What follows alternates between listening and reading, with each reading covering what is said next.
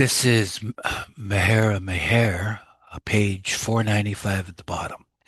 The women Mandalay returned to Meherazad, but they came back to Meherabad Hill after only a few hours and then stayed there for the week. Gaur related. The men Mandalay said that we must go back to Meherazad and then come back. Actually, we didn't want to go. Mehera especially did not want to return to Meherazad. I don't think any of us slept. By 4 a.m., we got up again, quickly washed, and went back to Meherabad. We didn't have any dinner, nor did we have morning tea. At Upper Meherabad, all the Meherazad women slept in the East Room, Mehera's bedroom. Some food was sent from Vilu's. Bread and butter was provided by Roshan Karawala from Akbar Press. Tea and other food was prepared at Meherabad by Naja with Gai Mai and Manu's help. But there was no thought of food, Meheru said. If it came, it came. Whoever thought to provide some did so. They had not brought many clothes to Meherabad, so Meheru and Rana went back to Meherazad once and brought fresh clothes and warm coats also. When Mehera went into the tomb early on 1 February and saw Baba's body lying on the earth, she began to cry again. Baba, darling, you're going to sleep here on this dirty floor? Come out now, Baba. Come with me. Holding her arms out to him and then folding them across her chest as if embracing him, throwing kisses, clutching his feet, touching his feet as if to awaken him, she would break down. Later, when Mehera went into the tomb again and saw Baba's body surrounded by blocks of ice with dirty sawdust on it, she was so distraught and confused she did not know what to do first. Look, Mani, my darling Baba, how they've kept him. She wanted to hold Baba on her lap to remove him out of this slushy mess. She could not imagine Baba's body in that way. Baba, you are like a rose, and now they've kept you on ice? Mehera went down the steps of the crypt and gently lifted Baba's feet. She took off the scarf from around her neck, began wiping up the puddle under his feet, and then cleaned his feet and around his legs of the sawdust. But it was a vain effort.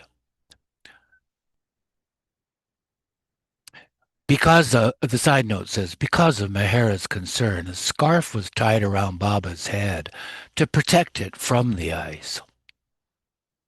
For the next 7 days, the same scene was reenacted again and again, each time Mehera entered the tomb.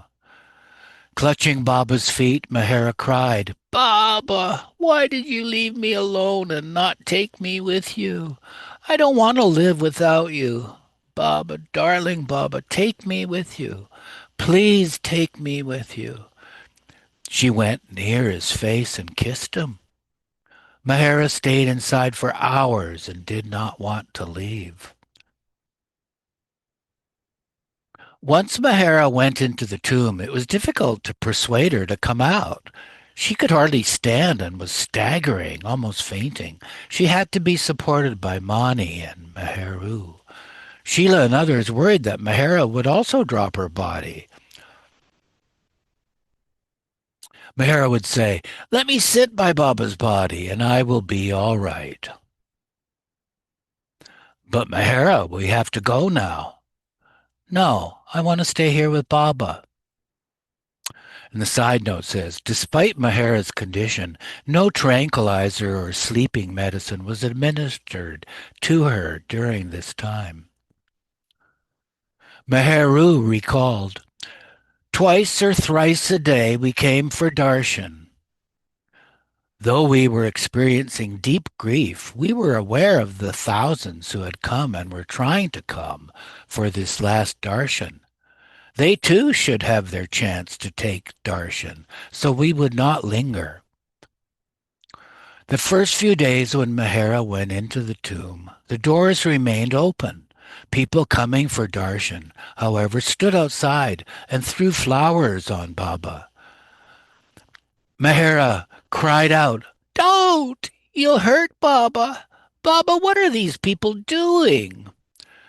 As if Baba could still feel and they were hurting his body. Afterwards, whenever Mehera was inside, the doors of the tomb remained closed. When it was time to go, Mani gently, gradually led Mehera back up the steps and out the door. Again, Mehera, like a small child being led away from a dearly loved one, in separation held out her hands to Baba as if she were being dragged away from him, and he could call her back. "Why have you left me alone to suffer in this world?" she asked sorrowfully. "Take me with you." "Your Mehera is asking you. I don't want anything in this world, only to be with you." Alu described Mehera's state. When Baba dropped his body, Mehera was as if stunned by a hammer blow. But when she saw his body in the crypt and knew he was dead, she began to cry. She wanted to come to the tomb every so often to talk to Baba. What speech she was reciting! She was mad. She was saying so many things to Baba, in Gujarati mostly. "Baba, you promised me that I will go first. And what have you done? How can I believe it?" The way in which she was speaking and crying made one understand for the first time the meaning of agony. We couldn't listen to her. She would come and sit for an hour or so, crying, crying, then again, coming and going, not eating anything. She would say, "What reason is there for me to live? Why should I eat now?" They were forcing her to eat and drink something. She didn't know his body was to be interred. Day and night she was crying. She was exhausted with so much crying. And Alu goes on. Mehera was lost absolutely in the way she was talking with Baba. Absorbed absolutely. She would obey only Mani. If you said eat, she would just open her mouth. She didn't know where she was existing. Mani would say, "Baba said don't cry. And how is it you are crying?" Then for 2 or 3 hours she would not cry. As Baba suffered for the world, so Mehera suffers now. What agony, what suffering! No one in the world has suffered so.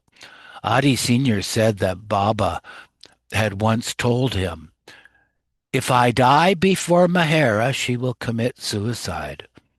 No one can picture that agony. Her agony was beyond us. Mani related, when Baba dropped his form, it was something so totally unexpected. We never even dreamed about it. My first thought was for Mehera. My role had been seeing first to Mehera. So when he dropped his form, I thought, my God, how will it be now? Then I recalled the incident 10 years before when Baba asked if I would look after Mehera. Baba sustained it all. I was able to say things that I never knew I knew.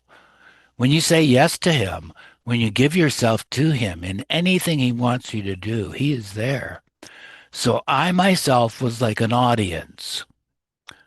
Things would come, then in quotes, "See, Mehera, remember as Krishna when he dropped his form?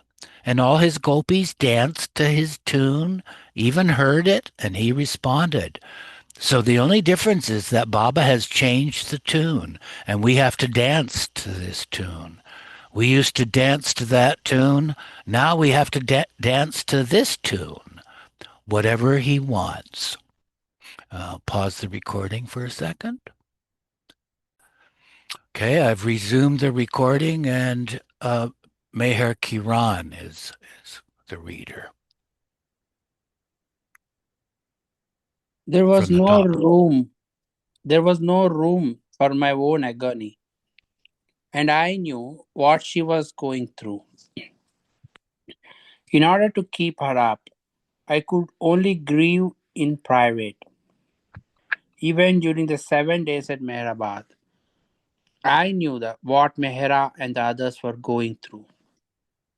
So I would take the blanket over my head and weep under it, or blow my nose without making a sound, so that Mehera would not see me. Mani had delivered Baba's final message for Mehera on the 31st. When Mani left his room and told her, Mehera, Baba says to be brave. Now Mani realized what Baba had gifted because Baba said it. He did not ask Mehera to be brave. With that message, he was giving her the courage to be brave. That's why she was able to be brave. That's why, too, when Baba says, Love me, uh, he's not asking love from us. He's giving us the love to give him. Each time Baba asks us something, we think we are giving it to him. No, that in itself is a gifting to us, so we can give it. When he sent the message to Mehera, be brave, I later realized he was not asking Mehera to be brave, but enabling her to be so.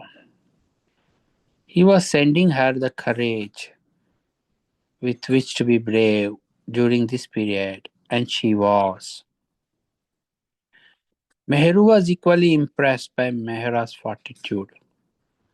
During the 7 days on the hill, after visiting Baba in the Samadhi, Mehera, I, and some of the others sat in Baba's cabin by the empty stretcher there. Somehow it seemed a symbol of Baba's presence. We placed a photo of his there. Goher and Mani were often called out by the men and consulted on important decisions. Many women came to greet Mehra and wept on her shoulder or in her lap. It was incredible how, when our sisters from Andhra, South India, who don't know Hindi or Marathi, no other language but their own, when they approached Mehra, the only word exchanged between them and Mehra as we embraced was Baba, Baba, Baba. Mehra was consoling them. Don't cry, Baba is here, pointing to their hearts. Baba has not gone, Baba is still with us. I watched, amazed. I asked myself, where is this coming from? Then I remembered Baba had given this courage to her. That is what we were witnessing. Baba was saying the truth when he told me that we would all go pass away before him.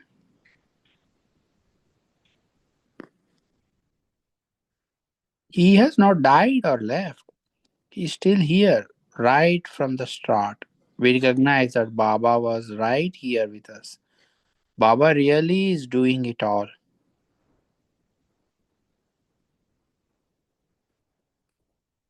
Khurshid, Arnavaz, and Katie arrived at Upper Mehrabad on 1st February.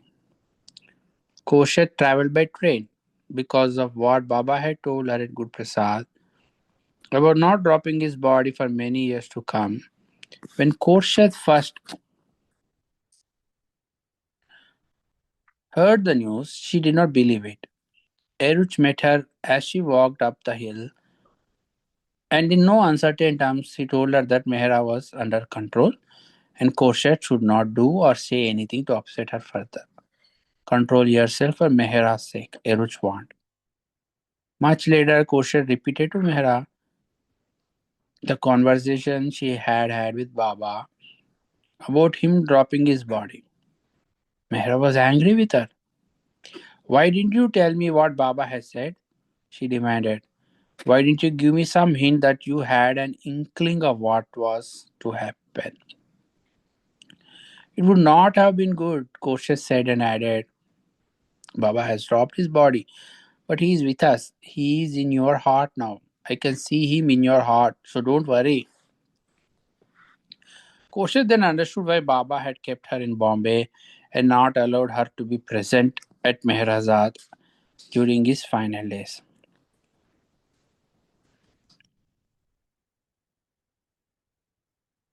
She would have told Mehra that Baba was going to drop his body, and Mehra would have become even more worried and distressed. Arnavaz and Katie had arrived in the middle of the night with Sarosh, and they too met the woman on the first. When the car came from Meherazad, I ran towards it. Arnavaz related. Mehra, come on. I embraced her. She was shaken. When I embraced her, she started crying and asked, now what will I do without Baba? Now how will I live without Baba? We all took her to the Samadhi. I was by her side. Whenever I came in the ashram or whenever I came in the ashram or wherever Baba was, he always told me, be with Mehera, be with Mehera most of the time, keep her company. That was the order he used to give me. So whenever it was possible, most of the time I used to be with her when she was alone, when Baba retired. Even at that time, when Baba had dropped the body, I felt that I must be by her side all the time. It was heartbreaking to see Mehera. Arnavas continued. We forgot our pain, our agony, and pain were suppressed by seeing her agony and pain. We forgot our pain. Our agony and pain were suppressed by seeing her agony and pain. In order not to make her more unhappy, we would not show her our tears. We would talk to her about Baba. It wasn't much consolation, but it helped. At that time, we knew the time had come for her to play her role. A year before Baba had dropped his body, the male Mandli had been called to the woman's side, and in Baba's presence, Mehra had said Jai Baba with folded hands. Now, Baba wanted her to come out in the open, to be free in this way. It was time for her to come in contact with men. Men from Andhra and Hamirpur had come. They were straining to see Mehera. She was in her room or in the cabin. The Indian men folded their hands and bowed down to her. Mehra did not look at anyone. She sat with folded hands. She said, Jai Baba, Jai Baba, but did not look at anybody or directly talk with anyone. Mehru conquered. When Baba dropped his body and we were at Meherabad, the men just wanted to say Jai Baba to Mehra. Baba had already prepared her that it was all right for her to do it. She would step out of the cabin to say Jai Baba. There was so much reverence in the way the men received her greetings. These Baba lovers who came from Andhra, men and women, needed that comfort, and all felt they received it from Mehera. A few Western men were there too. Anavaz asked Don Stevens, would you like to say Jai Baba to Mehera? Don naturally was eager for the chance to meet Mehera. Arnavaz informed Mehera that Don Stevens was there and wanted to wish her Jai Baba. She agreed, and he was brought to the cabin. Mehera did not look at him, but only said Jai Baba. She told Arnavaz to tell him something, which she did, and Don asked Arnavaz to convey something back to Mehera. Others came, such as Rick Chapman and Alan Cohen. Arnavaz directed them to stand in a row. When Mehera came out of the cabin, they were to wish her Jai Baba. There was too much rush outside the cabin. But when Mehera was coming out of the tomb, they stood and repeated it to her. This was a beginning, I thought, Arnavaz concluded. Well, Mehera is under shock, then only will she be able to start talking to men. In shock, one can do anything and not think at the time. Perhaps Baba gave that thought in my head. There's a side note which says, although Don had been visiting India for almost 15 years, he had never met Mehra, nor even seen her at a distance. Delia had come from England and related, I saw Mehra at Meherabad in the morning. All were sitting in the cabin. Mehra was devastated. All were singing songs. Then they sang Begin the Begin. I was with them every day. Every time we went into the tomb, Mehra sprinkled rose petals on Baba. I remember Mehra saying to most people, she greeted, Baba is with you. Each time she went into the tomb, however, she broke down. Heartbroken, Baba flowers came from this last darshan. Heartbroken, Baba lovers came for his last darshan. Mehru observed, many with the entire families, often arriving at night and not knowing where to go and what to do. The place was absolutely unprepared to handle this influx. Among other inadequacies, there was no electricity, just a few dim kerosene lanterns. So different from the lights you see everywhere now. Everyone was in a daze, only knowing that they had to come. They must come. And in that darkest period of our lives, the moon rose shining bright and full for those 7 days. The moon shining full and bright was God's light of hope for everyone and showed that even at such a time everything was in Baba's hand. And he was watching over all.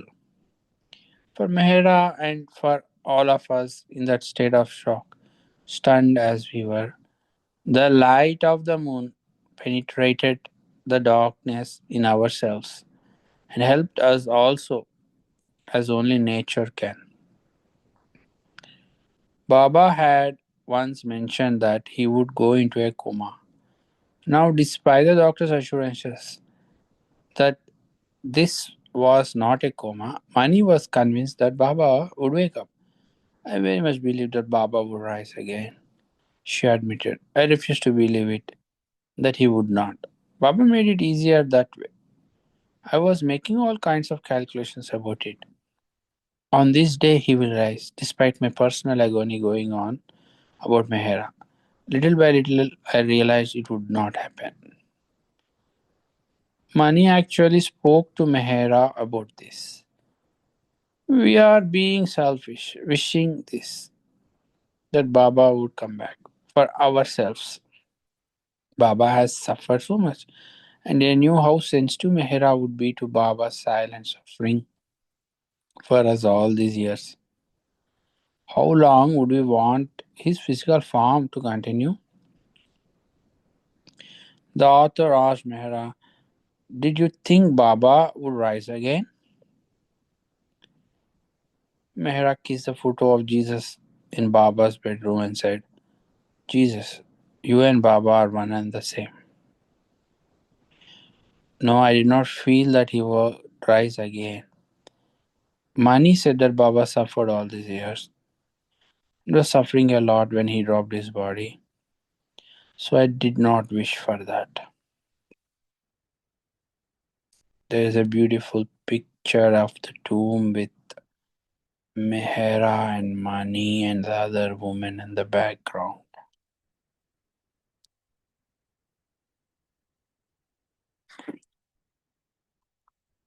February 2nd, 1969. Mani and Mehera inside Baba's tomb. Meheru, Rano, Naja behind. From a film by Vinod.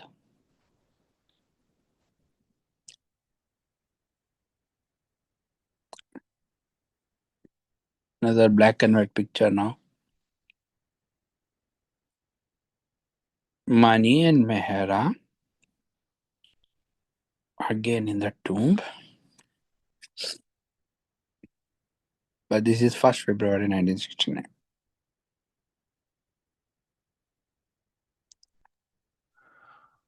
There's that little portable record player on the floor there.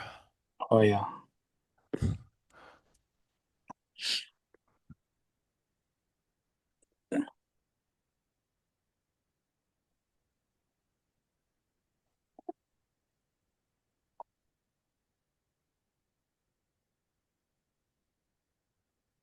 Can recognize Arnavas and Katie.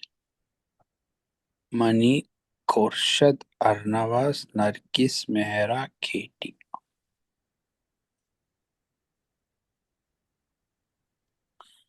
Mani, Arnavas, Nargis, Khorshad, Katie. Oops.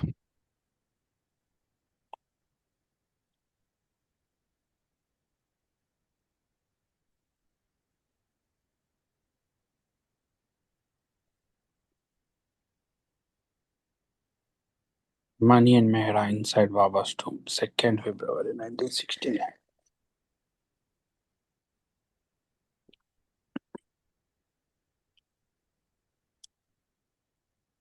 Mani and Mehra inside the tomb. These are all pictures we are seeing.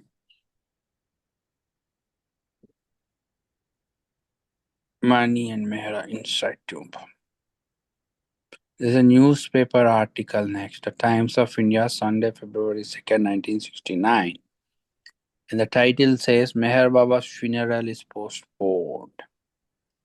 And the subtitle says the Time of India News Service. And the article is Ahmednagar, February 1st. The body of the spiritual leader Meher Baba, who died yesterday, will remain exposed for darshan by devotees at least till midnight tomorrow. A special announcement made here by Mr. Adike Irani, personal secretary to the departed saint, said today that the earlier decision to intern the body this morning in a tomb at Mehrabad Arangam, 6 miles from here, was revised because devotees from distant places had telegraphically expressed their desire to come here to have the Lord's darshan and pay homage to Meher Baba. The tomb was built some time ago according to the saint's own wish. The emblems of all religions have been inscribed on the walls of this tomb.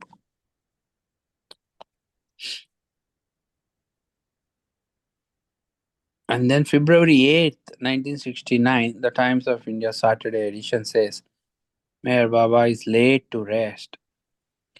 Ahmednagar, February 7th, the body of Meher Baba, saint and spiritual leader, was ceremonially laid to rest in the shrine built on a hill at Mehrabad, Auranggaon, near here today. Meher Baba died on January 31st, and his body had been kept for darshan by his devotees for a full week in the underground vault of the tomb.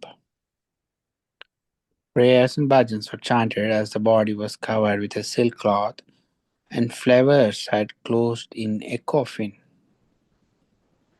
Over 5,000 devotees has assembled to witness the interment today.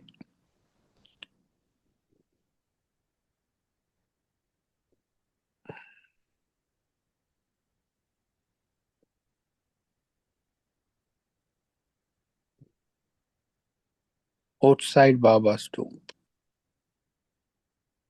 Baba's tomb. Mani Mehera Meheru Dolly Dastur.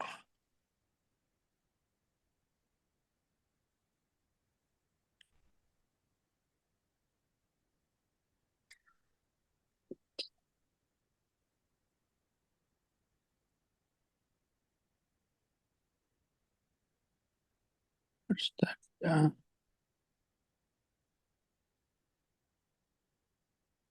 Baba's body being covered. 7th February. Mehera Katie Mani watching from the window. And how are they covering it?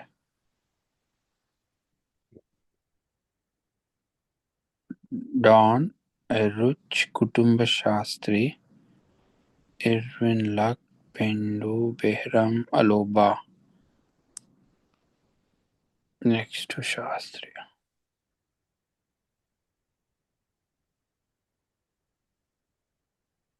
So that's it's hard to see if it's Don Stevens or Dr. Donkin in the white cap. Hard to tell from the back.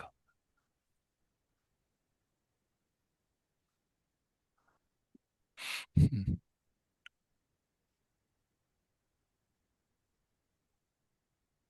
Okay. Next, there's a new title to read now. Let's see if anybody wants to read. Okay, I'll pause the recording for just a second if you want to make any comments too. Yeah.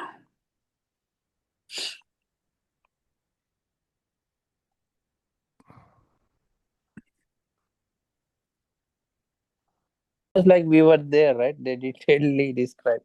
Mhm. So we've resumed the recording. Meher, do you want to keep reading, or is your voice okay? Yeah. Mm. So continuing. Appointment with God. Although Mehra did not wish her beloved to suffer further, nevertheless, on Monday, 7th February 1969, at midday, when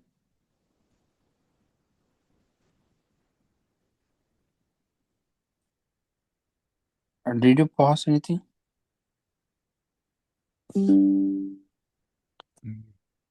I can't see the screen. Oh wow. Well, it's still there. Yeah. Uh, okay, I'll read until you can see again. Okay. Although Mehera did not wish her beloved to suffer further, nevertheless, on Monday, 7 February 1969, at midday, when Meher Baba's body was about to be covered, Mehera was again distraught. Baba's sweet face still glowed with a pinkish hue, and there were no signs of decomposition. Donkin drove to Ahmednagar daily to collect the ice and to check the progress of Baba's coffin, a job he had entrusted to a local carpenter. The man made one coffin, but Don rejected the workmanship. "This is not for an ordinary person," he shouted angrily. The next day, the carpenter had another sample ready. It too was rejected. The man said that he could rectify the faults which Don pointed out, but Don insisted that he start over with fresh teakwood. Don specified it must be strong enough to withstand the weight of a ton of earth. Moreover, he instructed that the coffin be polished, not only on the outside, but on the inside as well. A third attempt was finally approved. Dawn told Sheila to feel it to make sure it was absolutely smooth, especially inside, and he did likewise himself.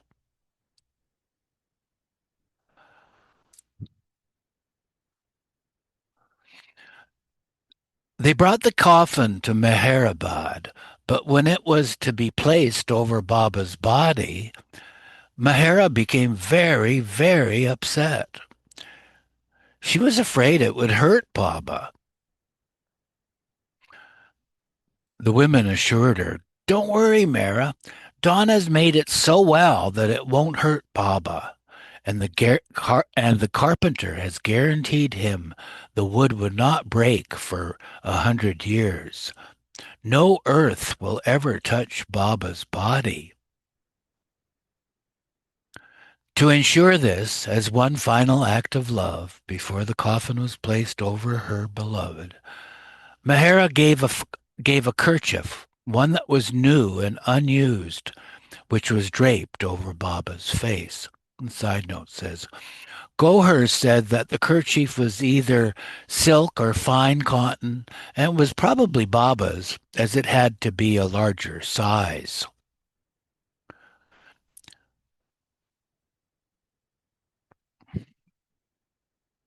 Mehera stood outside the tomb by the north window as the men Mandali lowered the coffin over Baba's body. Side note says, after each of the Mandali had dropped a handful of earth over the coffin, Adi Sr. said he was about to faint and had to be helped out of the tomb. As Baba's body was being covered, all shouted, Avatar Meher Baba Ki Jai, so loudly and with such feeling, Meheru felt as if the sky would open. I was thinking as I was shouting that God should do something to prevent this from happening. It wasn't right to cover Baba's body. He must rise up. Surely he can hear us and do something. Mansari and Chuggan cooked a special meal that day in honor of Baba's birthday, according to the Zoroastrian calendar. 7 days had passed since he had dropped his body, the date Baba had specified from which he would be freed from suffering. After lunch, the women returned to Meherzad.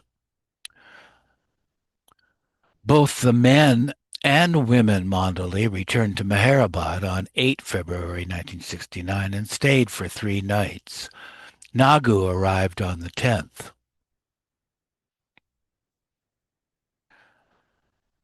About their week on the hill, Erich wrote to several close lovers on 17 February 1969.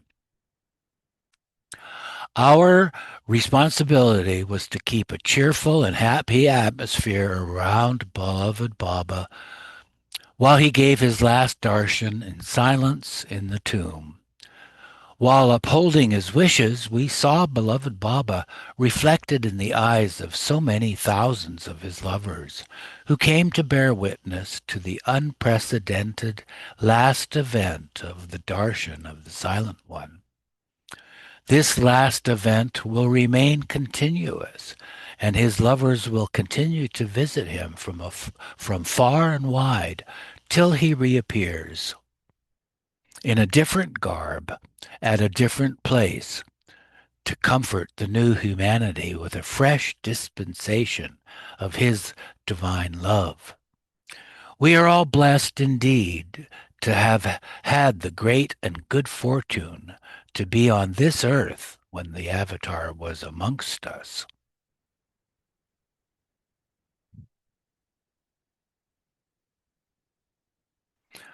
A few days after the entombment, Mehera and Mani were sitting in Baba's bedroom. Mehera said regretfully, Baba didn't leave us any message, any instructions. Baba's departure from their midst had been so sudden and unexpected. Mani said, Yes, he did. Early on the morning of the 31st, he had that board, Hafiz's, brought in. They stood in front of it and read the three couplets together. Befitting a fortunate slave, carry out every command of the master without any question of why and what.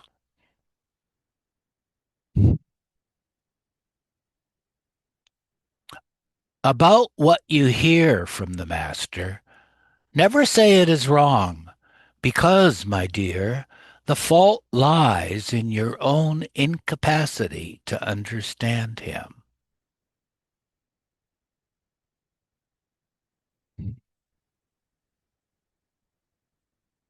I am the slave of my master who has released me from ignorance. Whatever my master does is for the highest benefit to all concerned. Mehera said, yes, this is his message to us. As the days crept by, however, Mani still harbored hopes that Baba would put in a personal appearance. She confided, I was making so many calculations. I thought, he'll come back, in the sense that we had been with him, we had seen him. So at first it was 40 days, then it went on. And if it were not an earthly resurrection, then we would always hang on to his sadra, and we would all be together again somehow. Mani added, if anyone had told us when Baba was physically present that this would be us living without him, we would have thought they were crazy. We would have thought that it could never be, even till the very last. We never had a single thought that this would be. Yet, looking back, in the last so many months, Baba had given us many indications. But it would be a little remark that would be covered up with so much else that it never was visible all the time. Later, after it did happen, we were able to pick out these things. Look, he said this, he said that. Why? It was so clear. Nevertheless, their future was anything but clear. Each of the Mandali wondered privately what would happen now that Baba was no longer physically present. As Mehera wrote to 3-B on 11 March, how can I tell you of the emptiness we all feel? Our daily routine, our everyday lives, all centered round our Baba, round his wishes and his physical needs. And now it is like this. He wants us to live. It is his courage that sustains us. Every evening, as we say the Parvartigar prayer in his room, the words that stand out clearest are, you always were, you always are, and you always will be.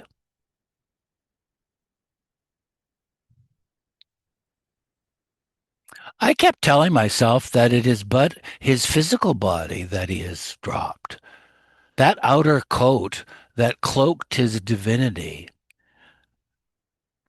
to retain what he underwent, to retain which he underwent so much physical suffering so that he could complete his universal work in his physical body, that work for the sake of mankind, which he placed before everything. It was a privilege for those near him that he showed us a glimpse, an infinitesimal glimpse of the strain and suffering he had undergone for the spiritual upliftment of humanity. Goher wrote to Adele on 9 March. The absence of beloved Baba's physical presence has left us with a great emptiness and heartache. But we know it is his love that is sustaining us during this period of separation. For how else can we carry on if this were not so?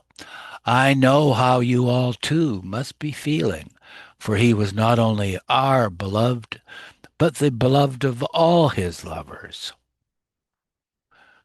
The six Meherazad women Mandali, Mehera, Mani, Merhu, Gohar, Naja, and Rano, drove to Meherabad on the morning of Saturday, 14 February. They returned to Meherazad by 8 that night, after stopping at Kushru quarters and listening to the Ahmednagar Center's Bhajan program from 5:30 to 7:30 p.m. Kokila and Bhagirath Tawari, a local couple, brought a packed lunch cooked for them by Chuggan. The women returned to the tomb again for Baba's birthday on the 25th. As usual, Mandali Hall at Meherazad was decorated on Baba's birthday. All rose early and said Baba's Jai at 5 a.m. Both prayers and the arti were recited. Naja prepared Shivai for breakfast. Mehera went into the hall to take darshan that day. But when I went inside, I said, Baba, your chair is empty. What should I do now? As soon as they approached Meherabad later that same morning, Mehera began weeping uncontrollably. They arrived at 7:30 a.m., the women in the DeSoto and the men in Don's car, and they returned to Meherazad by 11 a.m. Maharani Shantadevi came to Meherabad that day and then went out with them to Meherazad, where she joined the women for lunch. In the months after Baba dropped his body, the women often went to Meherabad, usually once a week on Fridays, and remained there all day. They took their lunch from Meherazad. Sometimes, for instance on 21 March, they stopped at Akbar Press in the evening, where Mehera visited with Doon and Gaimai's sisters. Other times, Mehera avoided meeting people. When Adi Sr. came to Meherazad on 16 March, according to what he wrote in his diary, he was informed. Mehera is so struck with grief that just on the mention of Baba, she weeps for hours. Mani has to see her consoled, and so she sometimes prevents having Vilu and others see her. Meanwhile, the Mandali began sorting out the practical matters that would occupy most of their time now. It is difficult to imagine the emptiness and uncertainty that the Mandali faced in the period immediately after Baba dropped his body, especially Mehera. For the first time in their adult lives, decisions were to be made without first clearing them with Baba. Previously, every facet of their daily routine had been reviewed and shaped by the master. There had been little need to weigh the consequences of their actions. They simply carried out the master's orders. Come what may, it was his decision after all. Who would guide them now? How, for instance, would they maintain themselves financially? What was to be done at Meherabad and at Meherazad? Should they continue living together in this remote spot?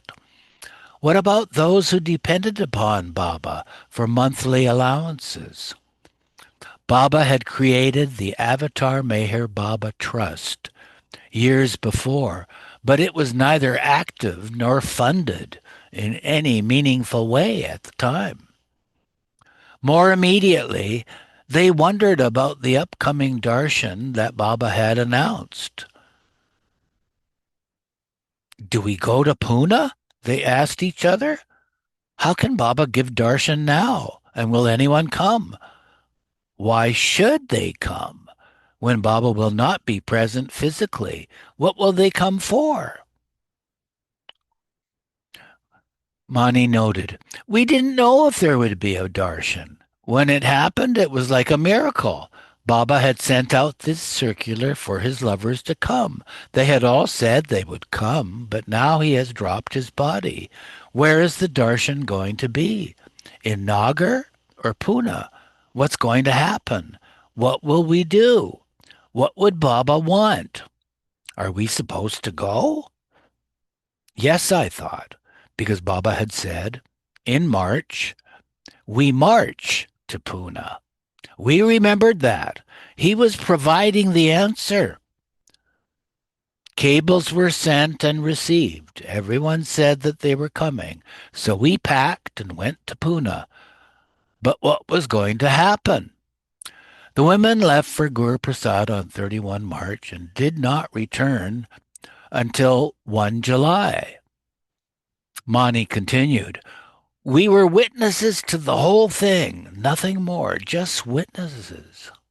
Baba was doing the whole thing. We just went along. There his lovers came, by chartered planes, by the hundreds, from all over. Guru Prasad was full, resounding with his jay. We were amazed that so many came to the 69 darshan. We had no idea that they would so honor his invitation. We didn't know what would happen.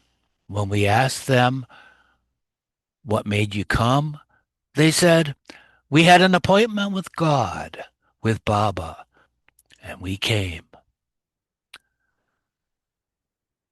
But you came for darshan?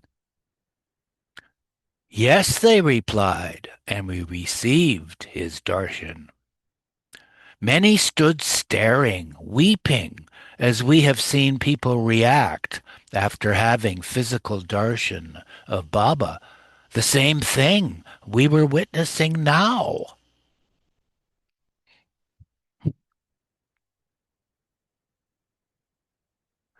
About the last darshan, Carrie Harb wrote, many of the Western devotees felt reluctant to bow at Baba's darshan chair, but for those of us who had seen him sitting in that very same chair, there was no hesitancy.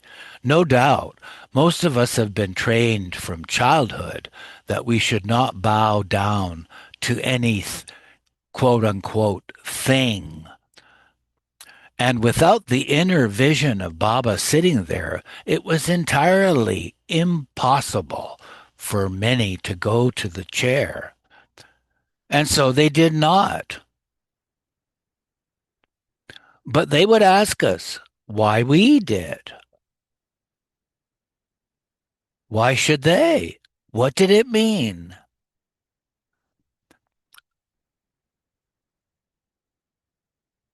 This letter from Carrie Harb was to Carrie Men Ben Shammai, 16 December 1969. Okay, going on with the letter.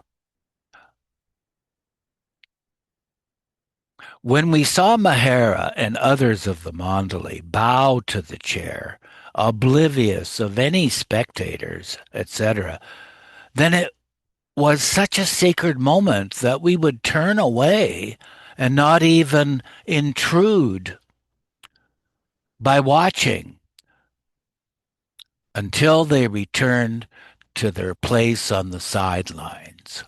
And I'm going to pause the recording to change the reader. Resuming the recording, Meher Quran reading again. Anis and Selma Hassans 10-year-old daughter, Terry, kept saying, Gee, I'm glad I came. When she saw all the tears, she turned to her mother and asked, I can understand the woman crying, but the man? I can't understand that. Money answered her, That's not crying, Terry. That's a melting. You know how it is when the sun comes out, the snow on the top of the mountain, it melts. All the snow that's round our hearts, which we are not aware of, when the sun of his love touches, it is all a melting, it is not a crying. Terry had come. Terry had other reasons for asking the question. I was ecstatic to be included in the Savas. For me, Baba was absolutely present. I saw Baba walking around, kneeling beside Mani, kissing my mother on the top of the head, placing his hand on someone's shoulder, giving special individual attention to others, many of whom I did not know. I watched Baba sit and then recline on a sofa beside her, his garlanded chair and painted image. I had no idea that others did not see what I saw. I remember being very surprised when I returned to the States and heard Baba's name spoken in the past tense. I realized that he had robbed his body and that I must have imagined all of my happiest moments in India.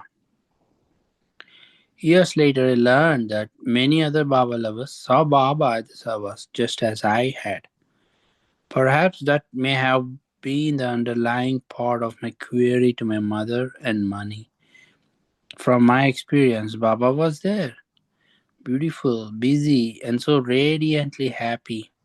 I certainly saw nothing to cry about. Mehra was particularly kind to me. One day,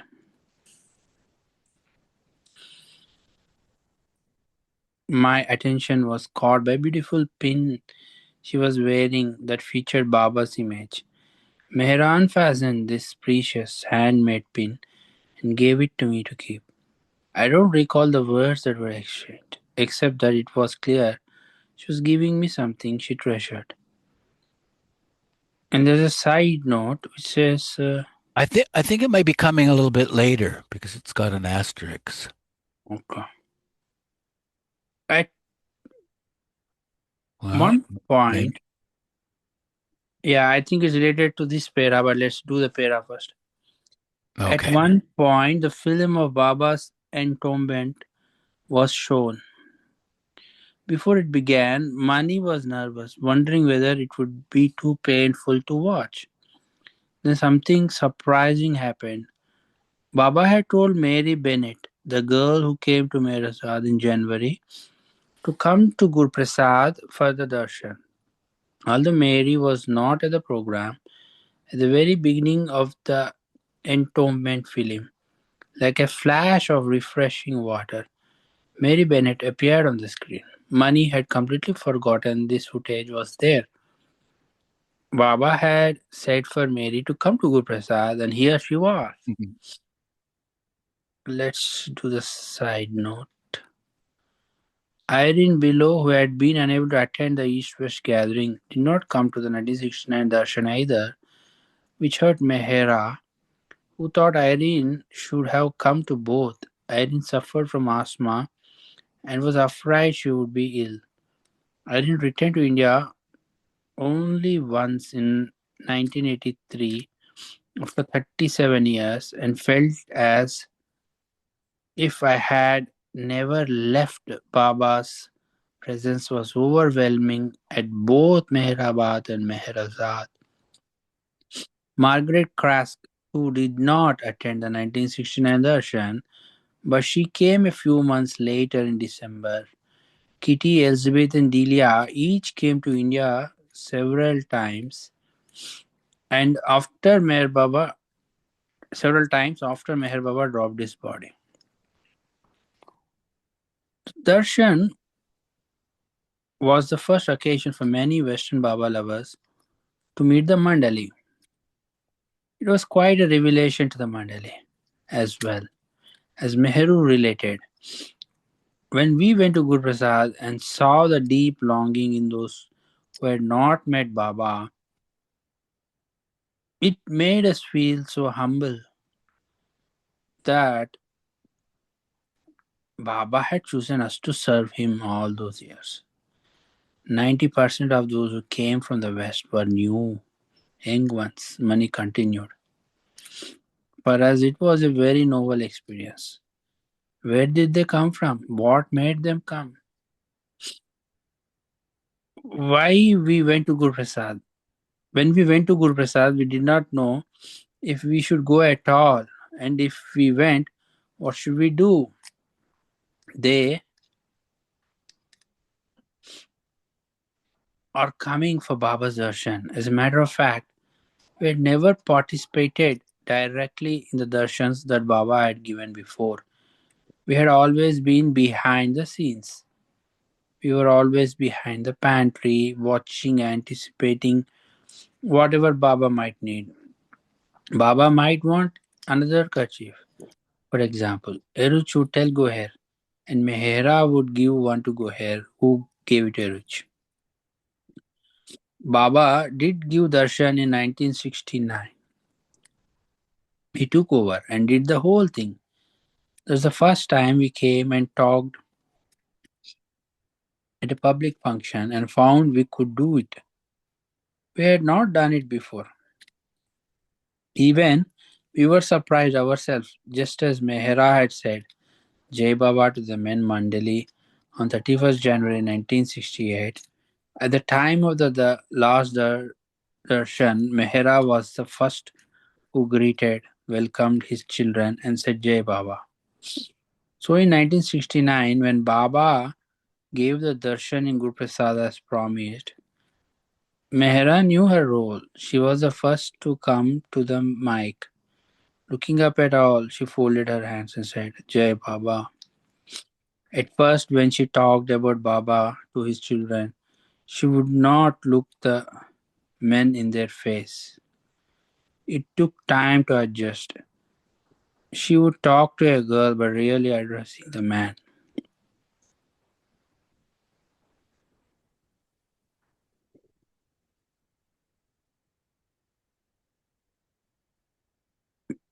Mehra commented, at Guru Prasad, women came out to greet us.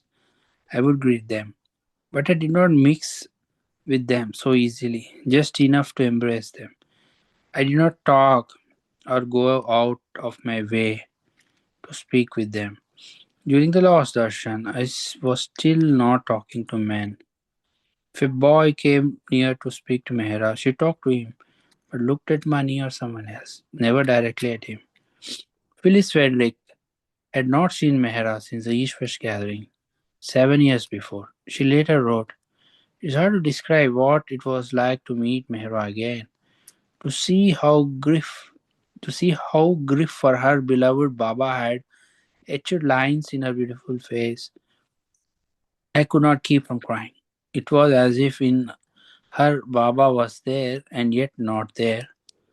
Side note says Kitty had likewise not seen the woman since 1962. She related, the most outstanding characteristic of Meher Baba's woman Manli that impressed me since my first meeting with them was their extraordinary capacity under all circumstances to look happy and cheerful, even in the last darshan. How heavy hearted divine they were in separation from Baba's daily divine presence amongst them, and still they were able to control their grief of separation with a smile in their eyes and on their lips. Phyllis Art asked Mehra, where is Meher Baba? Meher answered, he is in the hearts of his lovers. It is true, Phyllis inquired. Now that Baba is no longer on earth as a man, he is a formless, a universal God that as a Jew I have always worshipped. Mehra replied, Baba is a conscious God within you. He is the same as the Meher Baba that you met. Arnavas described Mehra's condition then as follows. After Baba dropped his body those days, my God, what can I tell you? Suddenly Baba, who was Mehra's only light in life, wasn't there. Mehra did not know how she would live her life. What shall we do without Baba? We knew Baba would not want us to shed tears, but the pain was so deep, the tears would not come out. I am glad that it did flow out of Mehra, because Mehra would not have been able to contain her grief within herself. She would not have been able to keep her sanity. It was necessary that it came out of her. We felt so lost. We were like automatic machines moving about, doing everything, eating, drinking. We knew that Baba wanted us to do what we had to do. So we went on doing our chores. We were like in a dream, like in a daze. But then Baba was and is so compassionate that he arranged everything for us beforehand. The last darshan, Mehra's state was so pathetic. Baba sidetracked our agony by having us all the time looking after her, controlling her. Mehra, please don't do this. Mehra, don't cry. Mehra, think of Baba.